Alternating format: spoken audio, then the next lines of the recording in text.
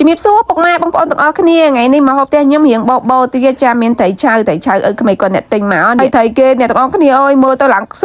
ដូចខ្លាញ់សិតតែសាច់ចឹងនិយាយទៅគាត់ថាដាក់មួយម៉ាត់ទៅអូយឆ្ងាញ់ណាស់អូនចាំមើលទៅមុខគាត់ឆ្ងាញ់គាត់មុខគាត់ឡើងស្លាវតែម្ដង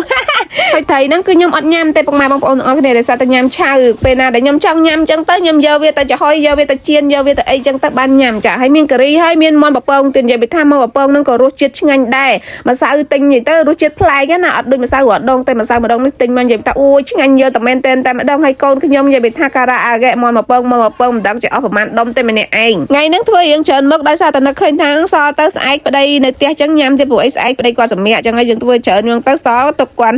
ស្អែកឡើងយើងញ៉ាំពេលព្រឹកពេលថ្ងៃទៀតទៅពីព្រោះអីរដងបើសិនខ្ញុំធ្វើការីខ្ញុំធ្វើតែការីមួយមុខឯងខ្ញុំខ្ជិលធ្វើម្ហូបអីផ្សេងទៀតតែថ្ងៃហ្នឹងមានណានឹកឃើញចង់ការ៉ាហ្គេរសជាតិថ្មីចឹងទៅក៏ធ្វើមាន់បពងហ្នឹងមកទៀតទៅហើយសម្រាប់ត្រីឆៅនេះផងដែរឲ្យក្មេងគាត់អ្នកទិញមកដោយសារផុតកំណត់ថ្ងៃហ្នឹងចឹងហើយយើងត្រូវតែញ៉ាំថ្ងៃហ្នឹងឲ្យអស់ឲ្យហើយ